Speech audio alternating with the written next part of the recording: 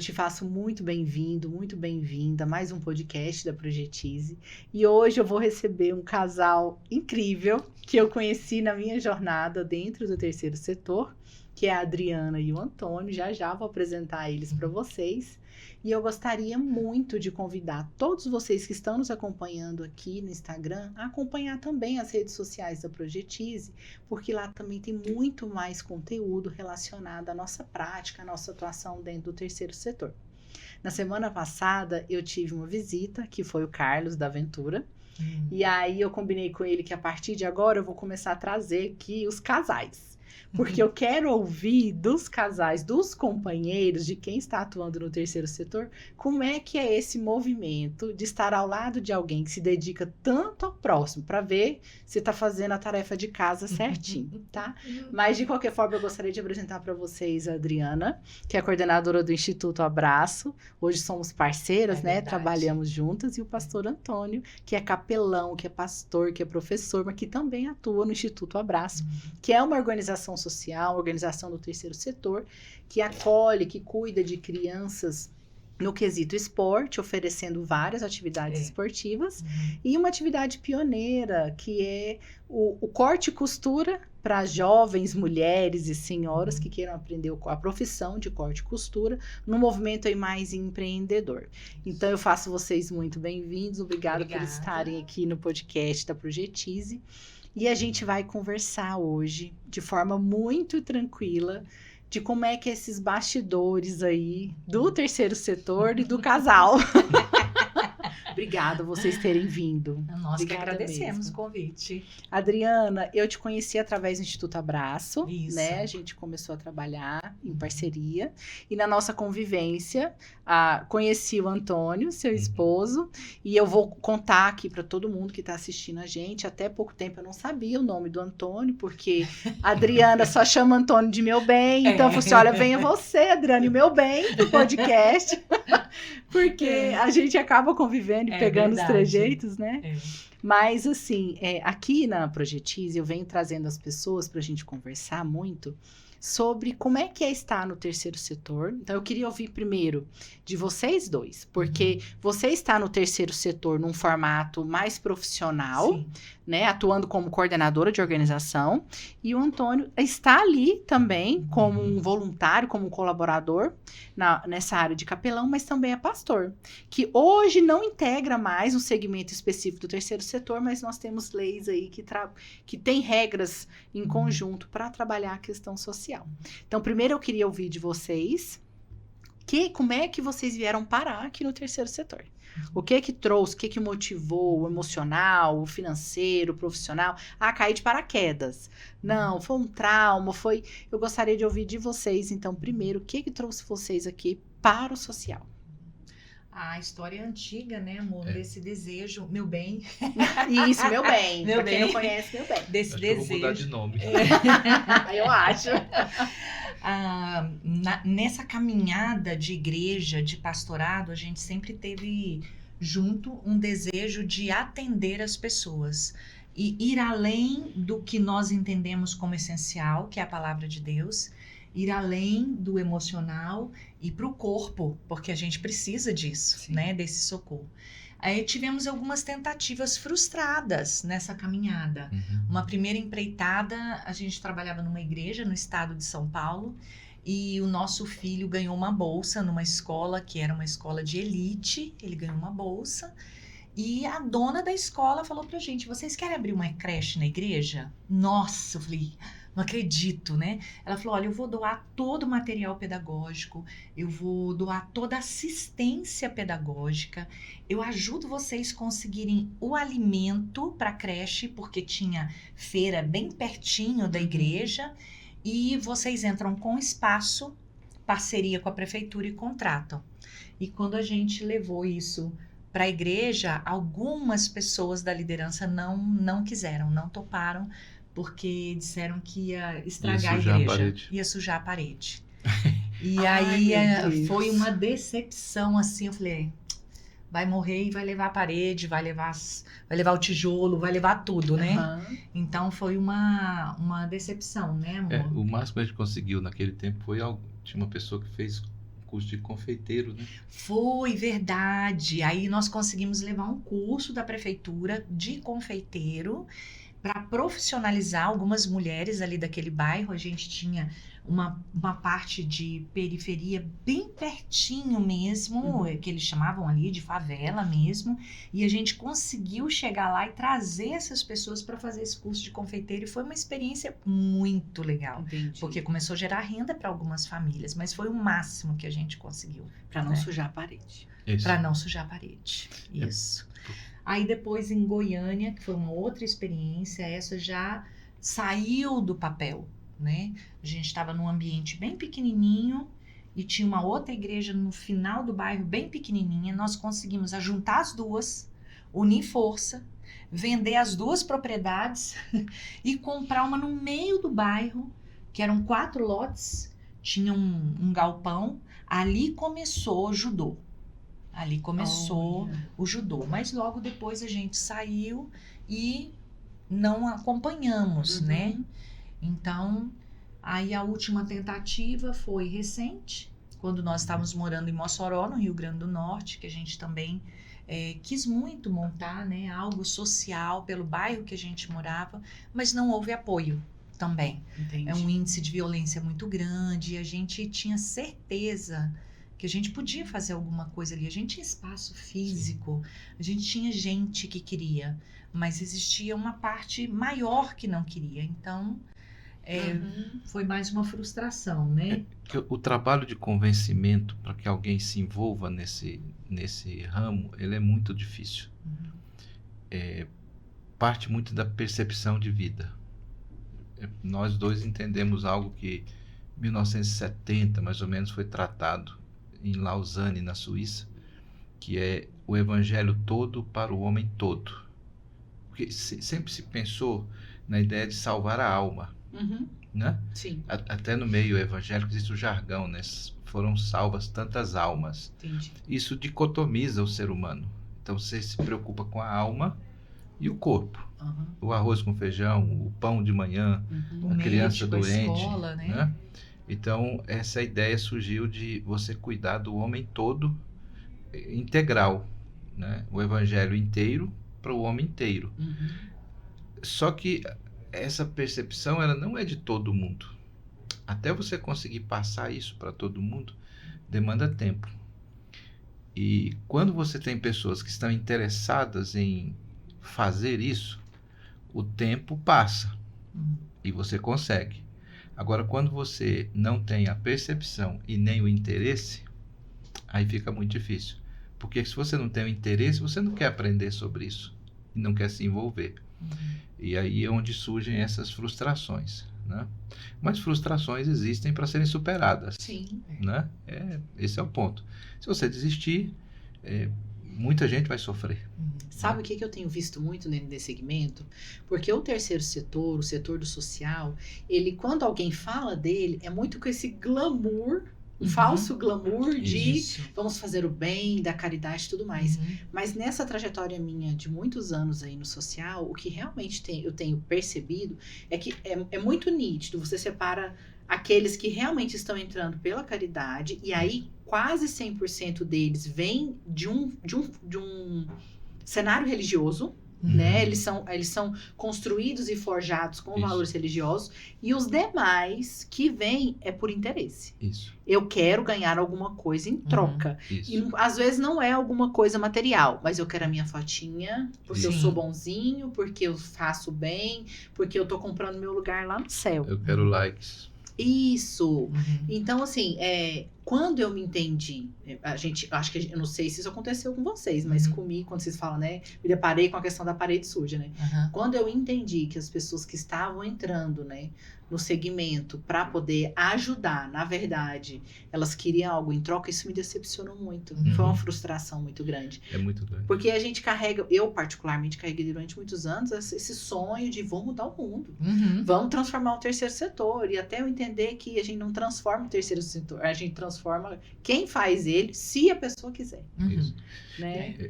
Sobre essa questão de mudar o mundo, eu levei um uma bordoada bem grande. Então me ensine. Esses dias, quando eu tive a oportunidade de visitar o Malawi. O Malawi é o país da África, talvez um dos mais pobres do mundo. Você não tem noção. Você não tem noção do que é. Assim, você vai no lugar mais pobre que você tem aqui. Mais pobre. É melhor. Tá? Porque lá a gente fala de miséria, Miséria. né? De miséria. É de você viver com $2 por mês. Sobreviver, né? Tentar, né? Tentar. Eu falei pra ele, amor, não dá pra eu daqui imaginar, né? Ele falou, não dá. Uma cena que não sai da minha cabeça lá, eu tava em pé, eu tava fazendo um áudio pra ela, e eu disse, olhando o povo à minha frente, eu disse pra ela assim, sabe qual a sensação de você tá jogando uma gota de água no oceano? É o que eu tô fazendo aqui. O trabalho que eu tô fazendo aqui, ele não vai resolver absolutamente nada da situação. Lá eles comem rato. Meu Deus. Como meio de sobrevivência. Na época da Covid, aconteceu isso. E ainda continua. Então, assim, é muita pobreza, muita miséria. Aí você olha aquilo e fala assim, o que eu posso fazer com isso aqui? Se eu mudar para cá, não vai alterar. Sim. Isso cria na gente uma sensação de impotência. Né? Mas, ao mesmo tempo, esse sentimento faz o seguinte, não, mas eu preciso fazer pelo menos isso aqui, porque nem que seja 2, 3 pessoas, eu vou conseguir melhorar a vida deles. Né? Eu tenho uma foto de uma criancinha que eu trouxe de lá com a cabeça cheia de sarna. Gente, isso para mim aqui no Brasil é realidade para pet. De rua. Sim. Tá? Pet de rua. Aí eu olho para aquilo e digo assim, tem pets lá no Brasil que estão muito melhores cuidados do que essa criança. E é muito provável que se eu voltar lá daqui a um ano, talvez 15, 20% daquelas crianças tenham morrido. Por desnutrição, por sede, doenças mais variadas. Né? Conviver com a morte como uma coisa normal, natural. Morreu, beleza. Né? E o que eu posso fazer? O que eu posso fazer, eu tenho que fazer. Essa foi a conclusão que eu cheguei. Então, qual que é o meu quinhão nesse negócio? É o que eu posso fazer. Eu não consigo mudar o mundo. Eu não consigo mudar a realidade. Mas o que eu posso fazer, isso eu vou fazer. Se vai alterar o IDH, se vai mudar a realidade, não estou importando com isso. Mas o que eu posso fazer, eu preciso fazer. Não, então eu quero te fazer uma pergunta. E aí eu vou aproveitar os dois lados seu, que é do pastorado, o seu como ser humano atuante do terceiro setor e do pastorado. Porque vocês estão na igreja, né? Convivem muito com não só com os assistidos, mas com... Gente, não sei como fala. As pessoas que estão ali... Os membros da igreja. Congregados, né? Quando você fala assim, eu não posso mudar o mundo. E como é que a gente lida com isso? Porque assim, ó, muitas pessoas, que pelo menos as que vieram até mim, algumas pessoas que eu ouço que falam assim, vou abrir uma organização social, porque eu senti um chamado de Deus no meu coração, e vou começar a fazer, e vou na fé, porque Deus falou comigo e eu vou fazer. E o que acontece? A maior parte delas, no processo, não se prepararam, confiaram num chamado que eu acredito que houve sim, porque eu a respeito muito, independente da religião, a respeito que existe essa conexão, né?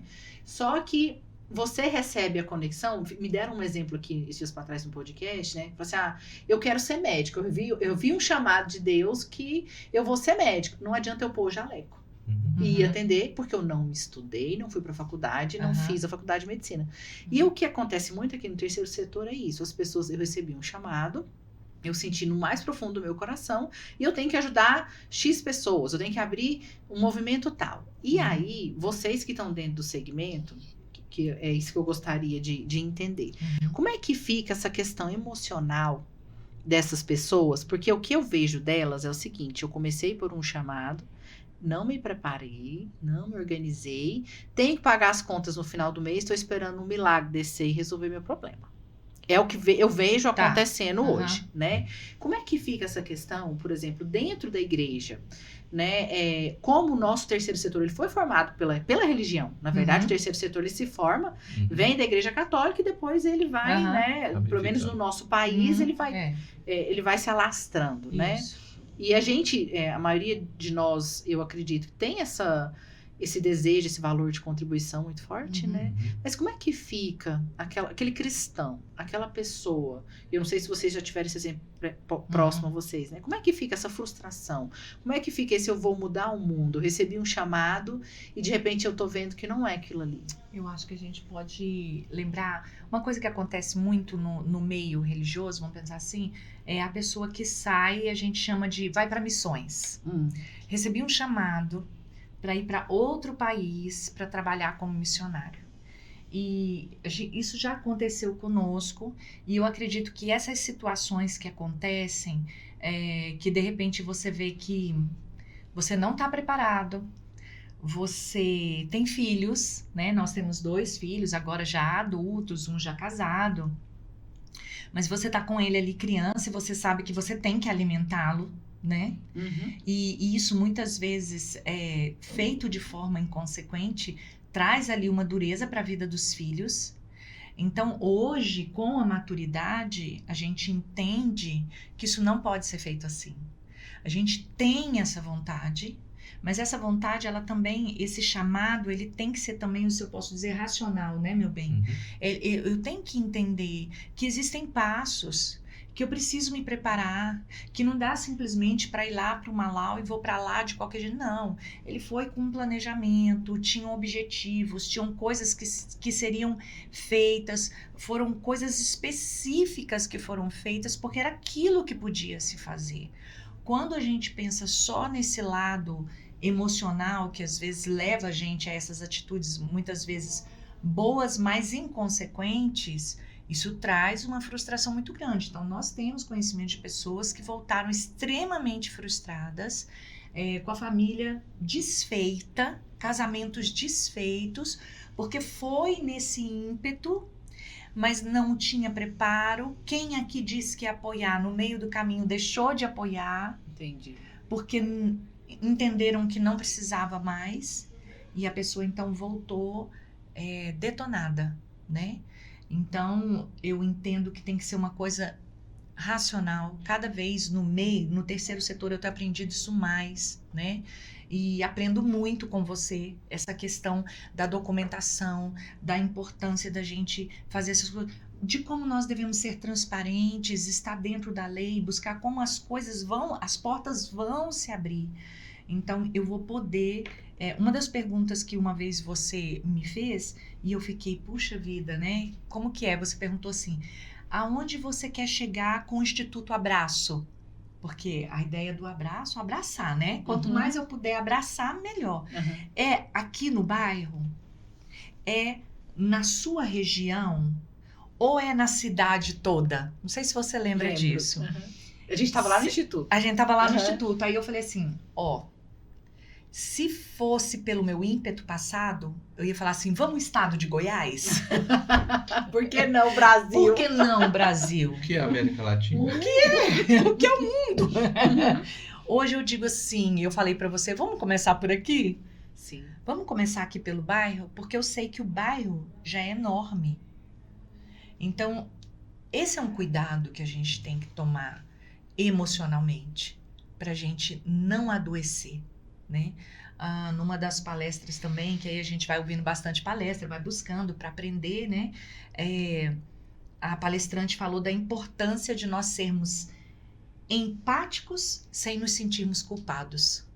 Não é fácil. É um grande desafio, né? É muito desafiador. Eu tenho tudo enquanto você não tem nada. É Aí a gente começa a cobrar, né? uma das primeiras casas que a gente visitou porque o professor disse que a criança estava desanimada com aquele determinado esporte que ela estava fazendo.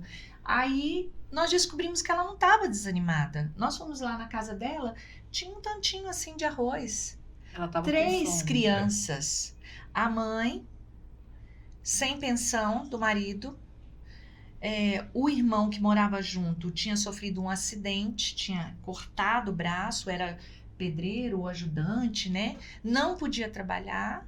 Ela foi ao hospital com o irmão, pegou um atestado que ela sabia que não tinha valor legal, mas pelo menos para dar uma satisfação no trabalho. E quando ela chegou no trabalho, ela foi demitida. Ela estava lá com uma criança com febre no sofá, as outras duas com fome, ela com fome, o irmão lá. Aquele dia eu entrei em desespero. Aquele dia eu saí de lá, eu estava começando no instituto, eu liguei para a nossa mantenedora e falei, por favor, me manda um dinheiro, porque eu preciso fazer uma cesta, eu preciso comprar um remédio. E a gente foi lá, levou, enfim, a história depois foi maravilhosa, assim, porque... maravilhosa no sentido, né? Ela chegou lá, foi demitida. E aí... eu falei, manda o seu currículo que a gente vai mandar para outros lugares para ver se a gente consegue te ajudar a conseguir esse emprego, porque a sexta ia acabar, né? E era perto de um feriado, quando passou o feriado que a gente voltou lá, ela falou assim, não, a pessoa que me demitiu foi demitida e eu fui recontratada. Meu Deus. Eu fui recontratada, né? Então, assim, mas eu voltei para casa... com meu coração, assim, destruído. Quando eu coloquei o bolo na mesa, eu fiquei com peso de consciência de comer o bolo. Era o mesmo que eu tinha levado para aquelas crianças. Mas eu falei, gente... Mas aí a gente vai entendendo emocionalmente, e essa é a importância da parceria. Trabalhar junto. Eu falo que se não fosse eles, nossa filha, nosso filho, que a gente está sempre junto, não funcionaria tão bem quanto funciona, né? Você sabe que, ouvindo você... Na verdade, você fez uma intervenção sistêmica, que não muitos fazem dentro do segmento. Ah, tá com fome? Tô mandando a cesta. Você fez intervenção sistêmica, você fez uma escuta, você foi lá, viu, ouviu e tentou acudir dentro do cenário, não só com o alimento, né? Que hoje em dia as pessoas acham que abrir organização social é você entregar a cesta básica, né? Exato. E aí, ouvindo você falando disso, eu venho de um berço espírita. Vocês são de um berço evangélico, né? Somos cristãos. Nós três somos cristãos. Mas assim, a igreja, eu vejo a igreja evangélica, vocês têm um movimento muito bacana, vocês se acolhem muito dentro dos desafios de vocês. O espiritismo, ele trabalha muito com aquela afirmação, fora da caridade não há salvação. Então os espíritas, né, pegaram essa máxima e colocaram assim, que não é que eles colocaram, mas fomos nós todos interpretando que eu precisava sempre cuidar do próximo e acolher a dor do próximo. E nesse movimento, tanto é quando eu particularmente, quando converso com as pessoas e falo que eu sou espírita, nossa, vocês são tão caridosos. É sempre a palavra que é agregado, né? Fora da nossa salvação, nós somos caridosos. Mas os lares espíritas estão em ruínas. Por quê? Porque eu saio da minha casa para cuidar do filho do outro e meu filho está precisando de assistência. Não é uma assistência financeira, mas é uma assistência de atenção, uma assistência emocional, né? O meu esposo é evangélico. Nós vamos fazer 16 anos de casado. Não temos problemas com relação a essa questão da religião, mas é um desafio, não deixa de ser. E ele me cobrou durante muitos anos isso, que você está falando do apoio da sua família, da importância, né? E ele brigava muito comigo. Ele, Camila, você está saindo da sua casa para ir vestir outra criança, para ir eu entendo do movimento, mas e os seus filhos? Eu tinha menino pequeno. Eu falei, mas você cuida. Não, mas você tem que entender que tem coisa que é a mãe, né? E a gente brigava, não era por conta da religião em si, eram por conta dos valores que eu acreditava que eu estava me salvando, não sei se eu posso colocar dessa forma, né? É porque eu estou fazendo a caridade que dentro da religião que eu acredito me conduz, né? Até entender que não é assim.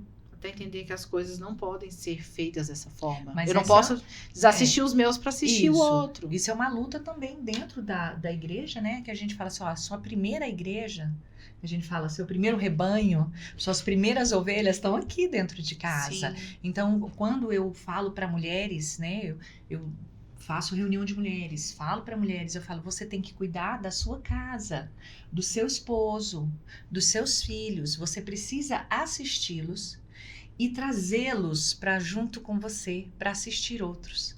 Fica mais fácil, fica mais leve do que eu ir sozinha, querendo arrastar o mundo e ainda deixando os meus para trás. Não posso fazer isso, né? Eu brinco com ele, eu falo, meu bem, você é meu bombril. Eu faço tudo. Ele vai lá pro instituto, ele atende na capelania, tem festa, ele ajuda. Essa semana passada, Dia dos Professores, ele foi para lá cedinho comigo picar frutas. Aí ele leva a parafusadeira e tira isso, e põe parafuso, e tira, e pendura e tal. Se ele não estivesse junto comigo, ou a nossa filha, que também vai, que ajuda e que leva as amigas, não faria sentido. É porque eu acho que esse é o outro lado do terceiro setor, que é você arrastar a gente para dentro. Isso. Como é que você arrasta a gente para dentro? Né? É pelo exemplo. Sim. E trazendo as pessoas devagarzinho para elas começarem a perceber a importância de fazer aquilo. Então, o fato de tirar um parafuso, colocar um parafuso, o que eu estou fazendo isso? Eu estou ajudando alguém? Estou. Com certeza. Eu estou, porque quando eu boto um filtro no lugar, que alguém vem tomar água aqui. Sim. Né? Então, eu estou fazendo por essa pessoa. E aí você traz, especialmente a família. Você vem, pensa assim, será inconcebível a ideia de o filho da Camila não ajudar no terceiro setor quando crescer. Tá? Por quê? Porque ele viu a vida inteira a mãe fazendo aquilo. Sim. Mas se torna possível a partir do momento em que ele perceber que você amou mais fora do que dentro. Aí ele diz assim, eu não quero nem saber do terceiro setor porque isso roubou minha mãe de mim. Sim. Que é o que acontece na igreja muitas Isso. vezes. Eu não quero nem saber da igreja, porque a igreja roubou meu pai e minha mãe de mim. Entendi. Eu fui tanto para lá, eu cuidei tanto dos outros lá, mas e a gente aqui? Eu acho que a gente podia criar aqui um jargão, né? Eu acho que no terceiro setor a gente tem que fugir da síndrome do Sassamutema. Salvador do mundo. Não é do seu tempo. Não, mas eu conheço. A ideia de que Abafa o caso, a gente é salvador do mundo, né? Não, a gente não é salvador do mundo. É como eu disse anteriormente, o que eu tenho que fazer, eu preciso fazer. Eu tenho que dar a minha parcela. Né? A nossa mantenedora, quem cuida da gente do Instituto Abraço hoje é o filho de um casal que sempre trabalhou terceiro setor. E ele falou isso no dia do aniversário do Instituto Abraço. Ele falou assim, eu cresci vendo os meus pais cuidarem. E eu queria isso para mim. Social, ele né? falou, e eu queria isso para mim também. Né? Entendi. Então, assim, e isso é maravilhoso. E a gente tem que ir tentando arrastar. A gente vai, chama um, chama outro. Onde eu vou, o Instituto Abraço está tão impregnado na gente, que onde a gente vai, ele faz parte da nossa vida. Então, antes do Dia das Crianças, estava conversando com um ex-aluno, porque eu sou professora também por formação, e dei aula há muitos anos, e eu conversando, ele me chama de tia ainda, né? Tia, é médico já o rapaz. Gente. Tia, eu estava fazendo as contas, você vai ter tantas crianças lá, vocês compraram tantos picolés, vai dar? Eu falei, vai dar 3 para cada um. Não, é muito pouco. Pode colocar mais tanto que eu vou doar. Olha. Então, a gente tem que ir arrastando essas pessoas, e eu acho que uma coisa muito importante também nesse terceiro setor, nessa área emocional, é não se vitimizar no sentido de que eu tô aqui sozinha, fazendo tudo isso, não tem ninguém para me ajudar. Tem. Cada um vai ajudar de uma forma. Tem aquele que vai estar lá com você, como diz em Goiás, né, agarrado no chifre do boi. Tem aquele que vai doar os picolés, tem aquele que vai mandar alguma coisa, tem aquele que vai orientar, tem aquele que vai fazer as fotos. Eu tenho que trazer esse pessoal. E são as escolhas, né? O que eu vejo muito hoje nos gestores, nos coordenadores que estão à frente, né? Porque às vezes o presidente, os membros do conselho não estão tão atuantes como quem tá lá no dia a dia, né? O que eu vejo é muito assim, a minha causa é tão linda, não tem por que você não vai ajudar? A minha causa é linda, ela é incrível. Só que eles não param para prestar atenção que a causa é minha. Isso. Não é do fulano, não é do ciclano. E se eu conseguir essas pessoas que eventualmente vão nos auxiliar, ok. Mas o que eu faço hoje é exigir do meu voluntário, é exigir das pessoas que estão ali comigo que elas se movimentem no meu tempo com o mesmo acelerado, Aham. que eu faça, porque senão isso também é um motivo de Com frustração. a mesma dedicação de tempo, com a mesma... Isso. Não, isso é E meu. esses atores, você caminha no terceiro setor, você pode me dizer isso ou não, ver se eu tô errado ou não. Uhum. Os atores hoje, quem está à frente, muitos, a postura que eles têm é do assistido. Uhum. Né? Eles reproduzem a postura do assistido. Uhum. O assistido veio te pedir uma cesta básica, não, eu vou arrumar. E quando eu vou arrumar a cesta básica, eu literalmente o processo de travesti, né? Aí eu vou ser assistida naquele momento, pelo amor de Isso. Deus, eu tenho tantas Aham. famílias, eu tenho... Isso. E a gente começa a reproduzir, Uhum. né, a própria caracterização ali daquela situação, e a gente não percebe que, na verdade, a gente seria um fator de diferença, mas a Aham. gente tá entrando no bolão. Uhum. E por que eu vou doar pra você se a sua postura é tipo assim, você é obrigado a me ajudar? Eu não tô Aham. falando que é, mas quando eu coloco assim, estão passando fome, estão E se você não me desesperados. ajudar, o que vai ser de mim, né? Isso, eu sinceramente, eu acho que faz mais, faz a pessoa fugir Faz. do que atrair, né? Exato. Hoje eu tive uma consultoria mais cedo com o pessoal de uma outra cidade, né? E aí, no final da consultoria, eu falei pra ele, assim, vou te dar uma dica. Ele tá entrando agora, tem 4 meses no terceiro Aham. setor, tadinho. Ai, Até ai, falei ai. pra ele é da área de tecnologia. Eu falei assim, nossa, prepara teu coração, amigo. Eu falei assim, Aham. quanto tempo de hora livre você tem na semana? Não, eu trabalho home office. Então, se eu te falar uma coisa, acabou. Deixa eu te contar uma Adeus. história. Você é o presidente, acabou seu tempo. Dê tchau pro seu tempo. Mas assim, o que eu quis dizer pra ele no final? Eu falei, olha, já que você tá começando agora, você pode fazer diferente de outras pessoas que já estão aí. Uhum. Vá falar do seu assistido com postura. Uhum. Né? Não replique o movimento dele. Mostre para as pessoas o que as pessoas podem fazer para poder contribuir. Tem muita gente que quer ajudar e não sabe como. Uhum. Isso. Mas quando eu pego essa postura de coitada e de vítima, na verdade, o que eu tô mostrando para onde eu tô pedindo ajuda? Né? Eu também sou um coitado, porque se eu soubesse fazer o serviço direito, eu estava usando uma ferramenta mais Aham. profissional, uma postura mais profissional. Isso. É o que eu vejo hoje muito do terceiro setor. É porque as pessoas estão agindo por pena e não por amor. Isso. É diferente. São E duas a pena coisas. tá ligada com a culpa, né? Às Aham. vezes está com a culpa. Às vezes é satisfação, dá satisfação para a sociedade. Poxa vida, aquilo que você falou agora há pouco, de criar um nome, de associar, né? Sim. Poxa, como fulano é legal, como ele faz.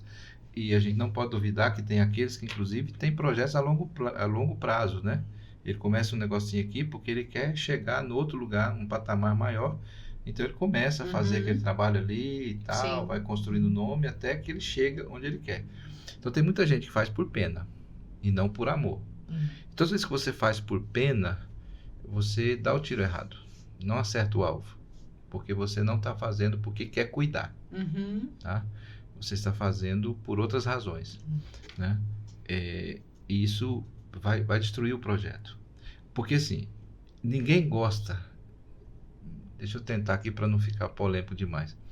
Não, pode polemizar, Ele adoro. adora. Adoro, é pra gente polemizar mesmo. É tipo assim, porque ninguém gosta de conviver com alguém que vive com um espírito de mendicância. De escassez, né? Uhum. Tudo que você vai falar com ele, tá difícil demais, tá complicado. Uhum. Sabe, ninguém gosta desse tipo de Uhum. gente.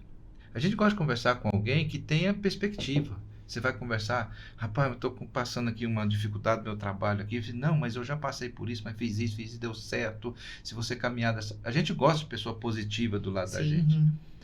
Aí você vai ajudar pessoas que estão vivendo uma miséria existencial, tá? Porque é aquela coisa, você tem que ver a pessoa como um todo. Sim. Se você olhar só para o estômago, uma cesta básica resolve. Uhum. É o que você Alguns falou dias, sobre né? ela. Quando a gente foi lá visitar essa família, a gente poderia ter só mandado uma cesta básica. Sim. Mas quando você vai lá em loco, você percebe outras coisas, né? Você percebe que a casa não tem quarto, Uhum. tá? É tudo conceito aberto. Uhum. Moderno. É moderno. Moderno. Moderníssimo. Cozinha, sala, quarto, Uhum. tudo junto. Como é que esse povo dorme? Tá? Qual Tudo que é amontoado. Qual que é o nível de intimidade que a pessoa tem? Você já pensou o que é viver sem intimidade? Então, quando você chega numa casa que você tem uma mãe e um filho adolescente e que os dois têm que dormir no mesmo espaço, sem nenhum... Isso afeta emocionalmente. Sim. Uhum. Isso vai prejudicando o desenvolvimento afetivo, emocional desse menino, né? Tudo isso está em jogo. Não é só levar uma cesta básica. Então, se você pensar só no estômago, você pode resolver com pena. Uhum. Você pode ter dó. Uhum. Quando você olha a pessoa, aí você tem que olhar com amor. É isso que faz a diferença. E eu acho que a sociedade, ela também já está muito cansada desse discurso, Sim. sabe? De vir aqui... De vitimizar. De vitimizar, de vir... Ai, por favor, ajuda a minha instituição. A sociedade...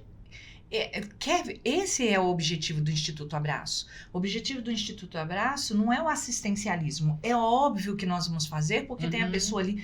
O nome já disse, a cesta é básica, gente. Ela é básica, ela é pequena. Dependendo do tamanho da família, aquilo ali vai uma semana, acabou. Não, e você oferta esporte. Se a criança não estiver alimentada, ela não consegue Como fazer. que vai ser, né? Uhum. Mas a ideia é que eu não quero ter, daqui a 10 anos, se eu estiver lá no Instituto Abraço, eu não quero ter o meu adolescente, que hoje está com 14 anos...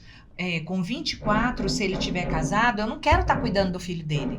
Eu quero que ele já tenha melhorado, que o filho dele já tenha outra oportunidade, já possa ajudar outra pessoa. Sim. A gente fala isso muito para as crianças e para as nossas mulheres lá da costura.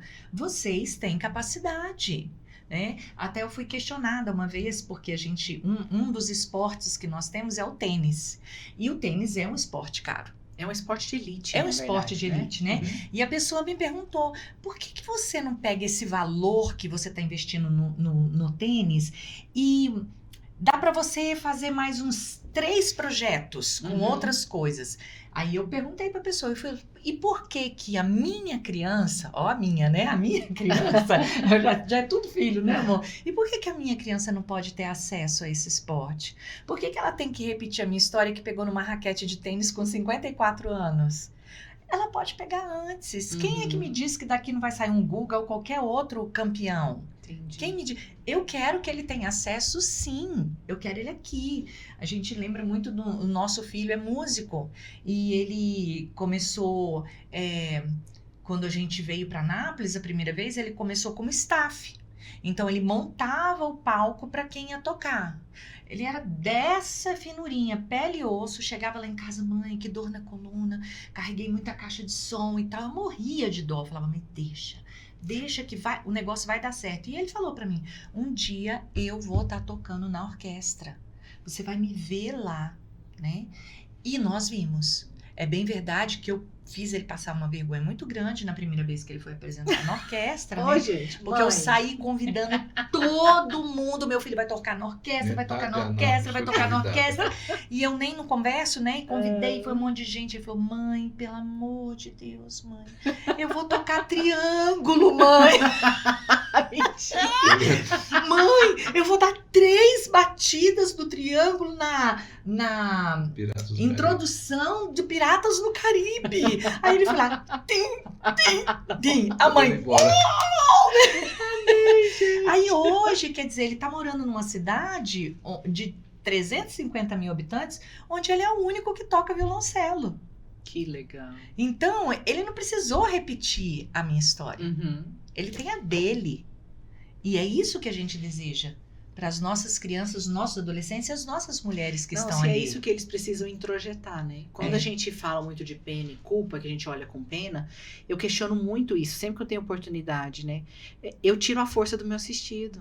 Quando eu olho para ele com pena, sim, porque eu acredito eu digo para ele que ele não é capaz. Né? A gente é criado à imagem e semelhança de Deus. Sim. Isso é bíblico, né? Então, se eu sou criada à imagem e semelhança de Deus, ele que está passando por uma situação de miséria também é. Então, por que esse meu olhar de pena, né?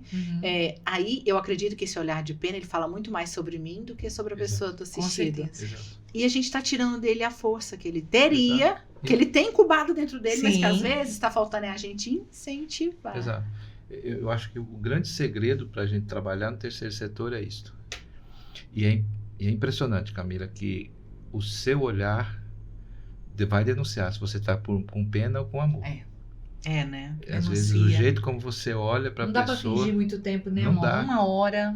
Entendeu? É porque dependendo do processo, você ali se envolve emocionalmente. Você, eu acho que compaixona-se ali, porque né? quando você faz por pena, você cansa. você cansa logo. Ou quando você faz para manter uma... Eu tive muito próximo de mim uma situação de uma pessoa muito querida, que a vida inteira foi pelo outro, né? Cuidou do outro, fazia movimento, fazia um monte de coisa. E sofreu um baque muito grande pessoal e num ataque de histeria, que eu acho que a pessoa segurou tanto a postura do eu sou bonzinho, que em algum determinado momento não teve como, teve que extravasar, porque a dor foi demais, né? Não, a dor dessa pessoa não tinha nada a ver com o social, mas a fala, quando ela estava naquele movimento histérico, era de eu fiz tudo certo. Eu fiz tudo pra você, Deus. Por que você tá fazendo isso comigo? Isso. E a gente aí começa a terceirizar a responsabilidade das nossas escolhas. Das máscaras que a gente vestiu ao longo dos anos. Às vezes a gente nem teve a intenção. Foi acontecendo. E eu entendi que pra pertencer eu precisava pôr uma máscarazinha ali diferente. Eu fui levada e depois eu não consegui voltar mais. Não sabia como fazer o caminho de volta. E às vezes também é algo muito imperceptível. Porque a gente vive nesse movimento de correria tão grande que vai passando, vai passando, vai passando. Se você não para se ouvir, para entender o que tá acontecendo, de repente eu fiquei vendo essa pessoa nesse momento e ela, eu fiz tudo certo e tudo certo para quem? Porque era evidente que para ela que não foi. E nem para Deus. Não é? Porque eu não acredito que Deus esteja cobrando isso das pessoas dessa forma. Né? E eu vejo Deus de uma forma diferente. E era uma pessoa que, na minha concepção, tinha uma intimidade com Deus muito grande. Então, será que eu não estava ali comprando o carinho de Deus, o amor, a aceitação, o meu lugarzinho no céu? Isso. A gente fala de comprar lugar no céu, a gente lembra logo da Igreja Católica, né? Por conta da nossa história. Mas é literalmente isso. Né? Eu tô tentando comprar o meu pedacinho de céu, sendo boazinha. A coisa mais enganosa que existe no mundo é o coração da gente. A Bíblia fala, né? O coração do homem é enganoso. Você faz coisas que você tenta se convencer, né? Não, tô fazendo isso aqui porque eu quero agradar a Deus e tal. Mas lá no fundo, e é só você que sabe disso, você tem a percepção de que de fato não é aquilo, né? Aí quando estoura a bomba, você tem que se convencer de que você estava certo o tempo inteiro. Que é o caso. Não, mas eu fiz isso. Você imagina, eu vou cobrar? Não, mas não pode acontecer nada de errado comigo? Não, pode. Acontecer coisa errada com a gente faz parte do script da vida. Até eu acredito que a gente está aqui para evoluir, né? A gente vem de Deus e vai voltar para Ele. Espero eu que o nosso objetivo aqui seja voltar melhor. Isso. O livro de Eclesiastes, eu estou estudando ele, e ele tem umas coisas interessantes sobre essa questão da vida, né? E eu estava falando isso domingo passado, que a vida como ela é, na sua essência, né? Pensando na vida aqui, como diz ele lá, debaixo do sol, no dia a dia nosso aqui, ela tem muitas incoerências. É natural da vida as incoerências, tá? É natural, é comum, não tem como você fugir disso. A vida é incoerente. Quem você acha que tinha que dar bem, não dá. Quem você acha que tinha que se dar mal, não dá mal.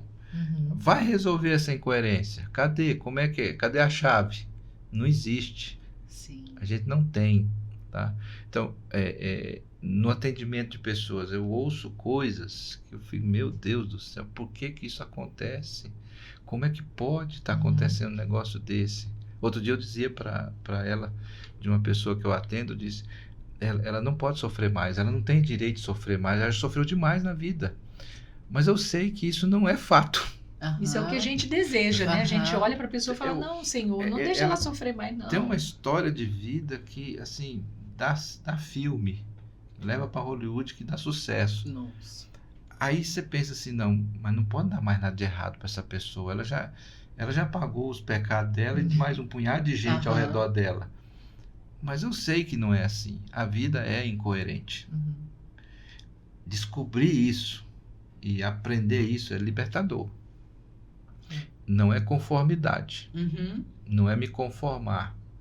Eu me revolto com algumas coisas. Mas é compreender. A verdade, ela é profundamente libertadora. Em todos os sentidos. Quando você descobre a verdade das coisas. Isso é libertador. E doloroso, né? E doloroso. Ah, com certeza. Eu, quando comecei meu processo de autoconhecimento, que eu sempre trabalhei no terceiro setor, mas eu não tinha esse objetivo de agora eu vou fazer uma intervenção mais direta, né? Quando eu comecei a estudar o autoconhecimento, porque eu senti que faltava algo de mim que eu não conhecia, né? E agora eu sei que eu não conhecia nada, tem muitos anos nessa jornada, eu entendi que eu estava no terceiro setor com uma postura arrogante. Eu li aquele livro, A Incrível Arte de Desligar o Foda-se, um negócio assim. É isso mesmo. Gente, eu comecei a ler aquele livro, eu comecei a me enxergar, eu entrei em pânico, eu falei, como assim? Eu a vida inteira atuei nas comunidades, eu fiz intervenções sociais, eu participei de projetos, como assim eu sou arrogante? Meu primeiro momento foi de negação, mas não tinha como negar, não tinha como, era assim, era uma postura de... você precisa disso. Eu tenho isso pra te... Eu nem perguntava, eu nem queria saber realmente o que a pessoa queria. A minha postura é de, eu estou aqui e você tá aqui. Então, se eu tô aqui, eu tenho condição de ajudar. Que você precisa. Isso. Né? Quando eu me vi arrogante e eu assumi pra mim, eu sou arrogante, foi libertador. Assumir a arrogância em mim. Porque agora eu sei que ela está presente, então eu tenho condições de trabalhar ela. Isso está tão impregnado, eu acho que foi você mesma que postou um vídeo, eu até repostei, que quando a gente chega para doar algo para alguém, e aí a pessoa não agradece. E a gente fica indignado, porque a pessoa não agradeceu. Mas né? é o seu bonzinho como que assim? tá ali, né? Ele precisa de mim, como é que ele não me disse nem muito obrigado? É arrogância. Né? Então, Não, e se você for... Aí a gente começa. Eu não sei vocês, mas quando eu aprendo uma coisa nova, eu primeiro tento encaixar no outro, né? Aí, nossa, eu tô estudando não sei o que comportamental. Nossa, isso aqui é a cara do fulano, né? Até eu entender que quando eu começava a apontar pro outro, o negócio era meu. E aí, olhando essa questão, né? E vendo as demais pessoas, e olhando o cenário do terceiro setor... Nós temos essa cara de bonzinho, de boazinhas, mas somos muito arrogantes. Não digo poucos, mas um número aí diminuído. Chega um ponto nesse movimento que realmente consegue olhar e se... Poxa, o que eu tô fazendo aqui? O que eu tô fazendo aqui? Eu tô querendo... provar alguma coisa pra alguém, pra mim mesmo, que eu sou bom, que eu não sou. Mostrar pra alguém, né? E assim, eu acho que aí por experiência própria, estar naquele segmento para provar alguma coisa, né? Eu particularmente vim de uma família que meu pai fazia caridade e minha mãe assistência social, que é bem diferente. Então, meu pai fazia caridade, ele caladinho, ninguém sabia. Eu testemunhava porque era pequena. Sim, tava junto. E ele ali, levava... né? Meu pai só teve filha mulher, tadinho. Né? Então, assim, no início, né? Porque mais pra frente, quando eu tava adolescente, acho que o sonho de todo homem é ter filho homem, né? E meu pai tinha um parceirinho, ele tinha parceirinhas. E trabalhava na fazenda. Então, assim, ele não tinha filho homem naquela época. Ele foi ter depois, bem mais velho. E ele tinha que levar a gente junto pro gado. Nossa, tudo que imaginar que homem fazia, eu e minha irmã tava junto, né? E aí eu era testemunha dos movimentos de caridade dele. A minha mãe não, a minha mãe regimentava as pessoas. Vamos reformar a escola tal. E quanto mais publicidade, melhor, porque ela conseguia mais pessoas, mais verba e conseguia fazer um movimento de assistência, né? E eu cresci muito nessa dicotomia, assim, o que tá acontecendo aqui? Mas sempre me incomodou. Alguma coisa me incomodava. E o que me incomodava, eu só fui descobrir isso aos 39 anos de idade. O que me incomodava nesse movimento? Era o fato de eu olhar pro assistido com pena. Era o meu olhar, era o olhar das pessoas pro assistido com pena, porque eu tirava toda a força que ele tinha. Exato. Quando eu tirar a força que ele tem, só me resta eu sou o salvador, eu sou a salvadora. E aí a gente olhando para essa questão religiosa, para quem acredita em Deus, né? Eu ficava assim, gente, mas se a gente é filho do mesmo pai... É claro que cada um tem uma aprovação diferente, um aprendizado diferente, né? Mas eu ficava olhando para aquilo e falei, tá errado. E fica tão vazio dentro da gente, né? E aí foi essa questão. Tão sem significado, eu via, né? A minha mãe, assim, aí é trauma de infância, de ver a minha mãe cuidar dos outros e nós em casa não éramos a prioridade. Mas aqui, aí eu não podia, e era engraçado, eu sempre fui uma criança muito madura, eu ficava assim, eu não posso achar ruim. Ela realmente está indo cuidar de uma situação que precisa. Então, desde muito pequena eu assimilei isso. Aí eu não posso. E depois reproduziu no casamento. Foi, eu fiz igualzinho. Uhum. Com o marido e os filhos. Fiz igualzinho, foi automático. Porque eu me convenci, que é isso que você acabou de dizer, eu acabei me convencendo de que o que ela estava fazendo era certo. Mas, se a gente olhar essa afirmação que você colocou, Adriana, de que o nosso primeiro rebanho, né, é a família, é o que está em casa, Uhum. foi o que faltou. Foi o que faltou. E eu reproduzi automaticamente. Uhum. Até eu entender que tinha mais alguma coisa que estava me fazendo mal. E assumir, que eu acho que é a parte mais difícil dentro do segmento, é assumir. Eu estou errada. Isso. E é difícil a gente, quando a gente é criado, vamos pensar assim, formatado dentro disso, você fazer diferente, né? Geralmente a gente parte para ou copiar, ou a gente parte para o outro extremo, né? Sim. Eu vou doar tudo. Uhum. E aí ele foi meu equilíbrio. Amor, não é assim. Calma. Uhum. Peraí, vamos pensar. Dá agora? Dá para tirar esse dinheiro agora para fazer essa doação? Pera, não é assim não.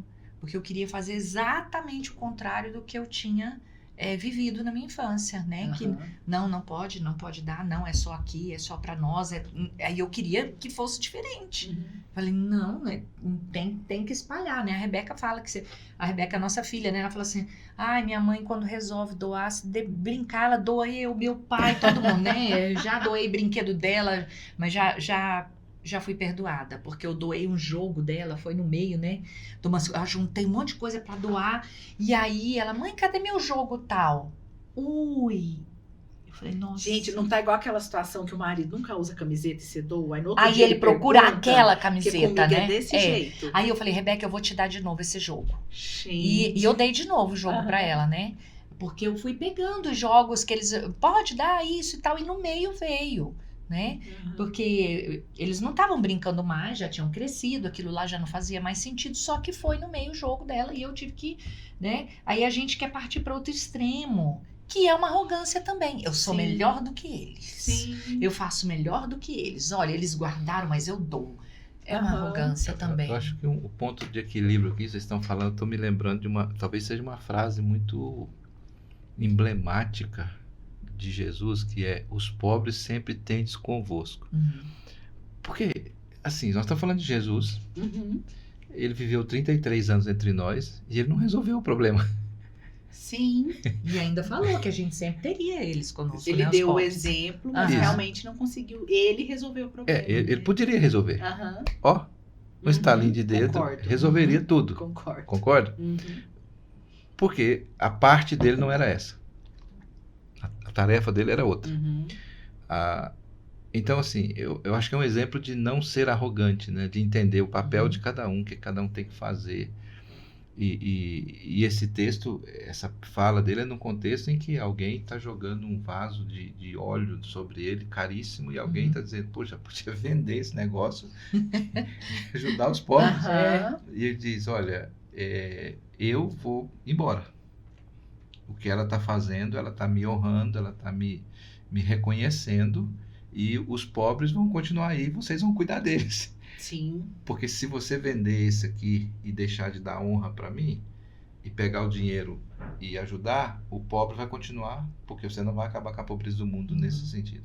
Então, esse equilíbrio de entender que nós temos a nossa tarefa, nós temos o nosso papel a fazer, e o que for da minha parte, eu vou cumprir.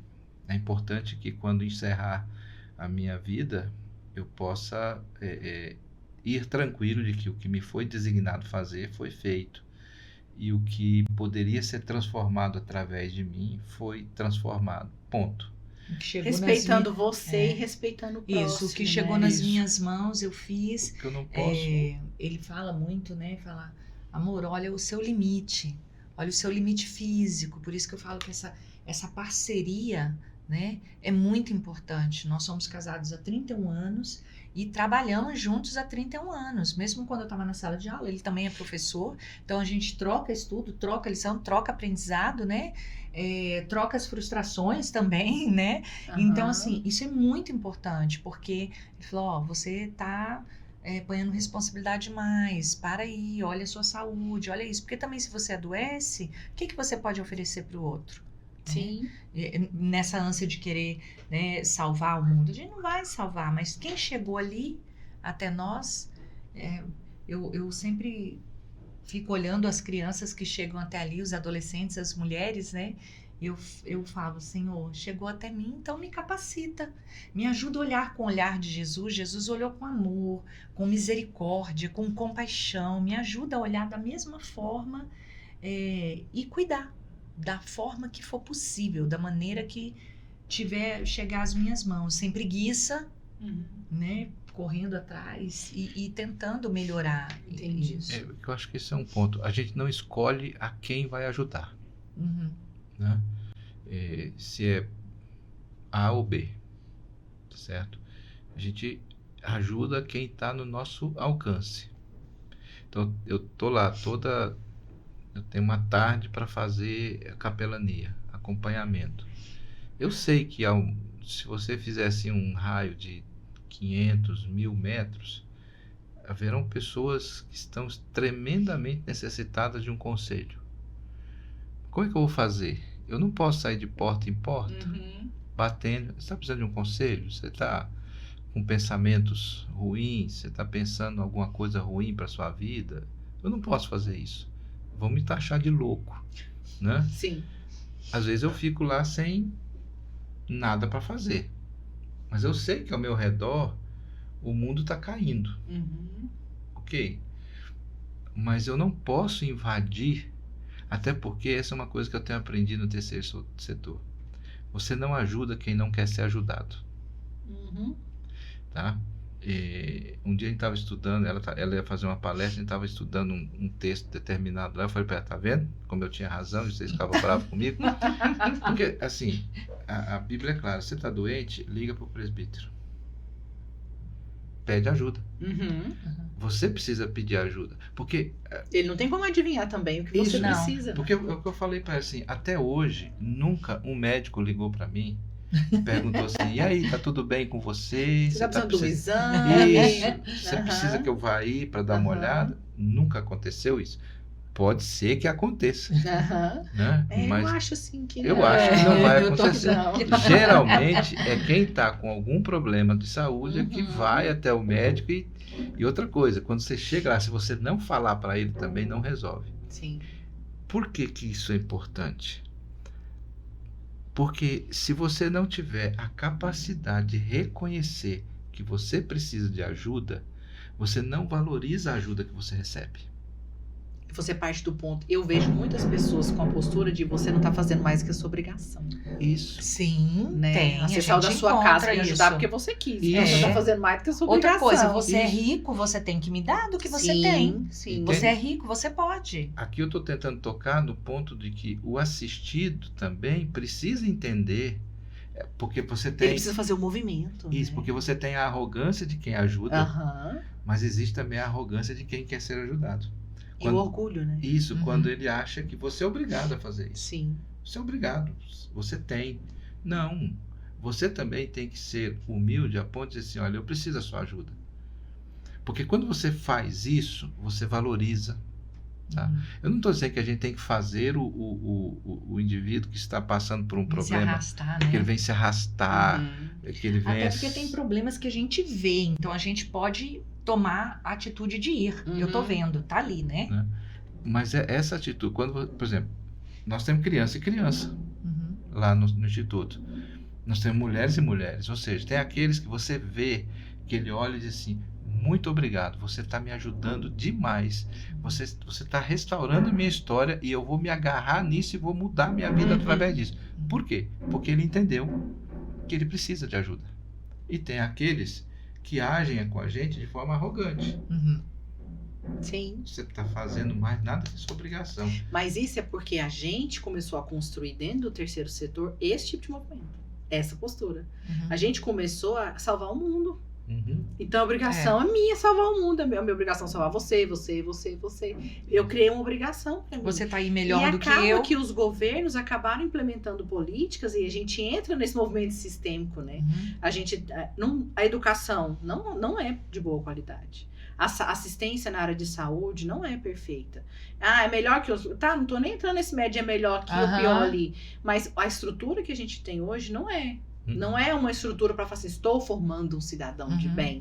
E tem todos esses contextos que a gente precisa olhar, né? E é interessante que isso está tão impregnado em tudo, que na sala de aula, o aluno, você tem lá 40, 50 alunos, já dei aula na faculdade, eu tinha uma turma de 80 alunos. Várias turmas, 80 alunos, 50 alunos, 40, outra com 100, e o aluno acha que é você que tem que avisar para ele do trabalho que ele tem que entregar. Quer dizer, você coloca lá a data, mas você tem a obrigação de falar para ele, olha, fulaninho, é amanhã que você tem que trazer a tarefinha pro tio. Pega na mão, né? Então tá tão impregnada esse assistencialismo, essa dependência que a gente criou, que a pessoa parece que não consegue andar sozinha. Então, lá no instituto, montou o tatame, precisa desmontar, venham nos ajudar a desmontar. As meninas da costura tomaram lanche, pegue a sua loucinha, lave, coloque o lixo no lixo. Meninos, as meninas varram aqui, tem linha, retalho, né? Meninos, guardem a bola, coloque a bola no lugar. Ele precisa entender que ele é útil, que ele é capaz, ele pode. Ele não é um pobre, coitado. E isso ajuda ele emocionalmente. Sim, com certeza. Eu não vou afundá-lo, eu vou mostrar que ele é capaz. Disciplina, responsabilidade, né? Respeito. Eu tenho uma aluna lá que fala assim, tio, eu sou burra. Eu falo, Eu falei, você sabia que o burro é inteligente?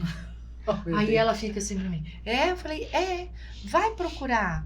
Se o cavalo encontrar lá uma cobra no meio do caminho, é capaz dele ainda tentar passar. O burro empaca, é por isso que ele empaca. Ele viu que ali tem uma situação de perigo, ele empaca. Ele é inteligente. Falei, tira isso da sua cabeça. Você é capaz, sim. Né? É um desafio contínuo, né? O pessoal tá expulsando a gente daqui. Não, eu vou encerrar o nosso encontro de hoje, porque os meus vizinhos hoje estão mudando, acredito. Né? Não sei o que é isso. Mas eu queria primeiro pedir desculpa para vocês por conta desse barulho, não sabia. E agradecer. É tão bom receber vocês aqui com essa energia de companheirismo, que é algo que a gente não encontra tanto, né? É muito raro um apoiar o outro nesse processo inteiro. E dizer assim que aprendo muito com você no Instituto. A gente convive pouco, meu bem. Como é que você fala, amor? Que eu não posso te chamar de meu bem, por quê? É porque o banco pode ele tomar. É por aí.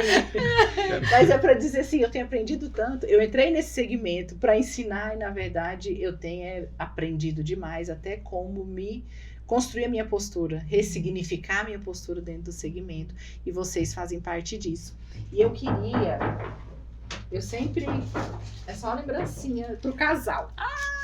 Eu faço um terceiro setor diferente. Gente. Para agradecer a presença de vocês. Você que é minha amiga cafezeira. Amamos mimos. Ele é ótimo para manter a temperatura do café. Não, mas ele não queima. Olha que chique. Ele não queima. Amei. E assim, é só para poder... vai ser uma lembrança para vocês olharem assim na prateleira de vocês, junto com as outras xícaras, para dizer, eu realmente faço um movimento diferente. Eu não tenho pena, ou quando eu tenho, eu consigo olhar e ressignificar. Pelo menos é assim que eu vejo vocês, fazendo um terceiro setor diferente, levantando a autoestima das pessoas, mostrando para elas a força que ela tem, né? E resgatando a dignidade. Eu acho que é o mais importante nesse processo. Nós que agradecemos, né? Eu costumo dizer para o nosso presidente... Pode falar quem é a nossa mantenedora aqui? Pode, claro, fica à vontade. Nossa mantenedora, Isoeste Metálica, muito obrigada pela oportunidade que me deu de estar desenvolvendo esse trabalho tão significativo, né? E eu costumo dizer para o nosso presidente que eu me sinto como Joquebede, da Bíblia, a mãe de Moisés. Porque ela teve que colocar o Moisés ali no cestinho, ela colocou no rio E desceu. E Miriam, que era a irmã mais velha, foi atrás, né? Pra ver o que aquilo ia dar, né? Aham. A princesa ali, a filha de Faraó, abre o cesto e fala, é filho das hebreias. Vê o neném chorando. Miriam, mais do que depressa, diz assim, quer que eu chame alguém pra cuidar desse neném? Aí a princesa fala, quero. Ela vai lá e chama a mãe. E a princesa fala assim, vou te pagar um salário por isso. Nossa, Aí eu gente. costumo dizer que eu me sinto como Joquebede. Aham. Que eu tenho esse chamado, né? Faz algo que você ama. E eu ainda recebo por isso. Olha. Então eu me sinto privilegiada de todas as formas. Eu me sinto privilegiada de estar no Instituto Abraço. Um abraço é um gesto muito significativo para mim. Na pandemia a gente sofreu tanto porque não podia abraçar, fez tanta falta, né? E é muito significativo porque eu tenho um parceiro, né, o meu bem. Eu tenho a minha família como parceira, meu filho Jonathan, minha nora Isabela, nossa filha Rebeca, né? E é significativo porque a gente tem pessoas como você também. Oxi. Muito obrigada, que a gente aprende tanto, né? Cresce. E eu falo sempre lá em casa, eu falo assim, a Camila, ela é tão solista, ela não é egoísta, ela tem o conhecimento e ela reparte com a gente. E isso faz muita diferença no terceiro setor. A gente ter pessoas capacitadas que repartam com a gente e que vai nos capacitando para a gente poder abraçar mais pessoas. Muito obrigada. Eu que agradeço a presença de vocês. E eu quero convidar vocês a continuar acompanhando o nosso trabalho aqui. E vai ficar de pé ainda. Eu vou começar a fazer a campanha, o movimento da gente poder trazer os maridos e as esposas Legal. para estar junto, para dizer, não sei se é bem assim, não. Mas obrigada mesmo a vocês, obrigada a vocês que estão nos assistindo. Até o nosso próximo episódio.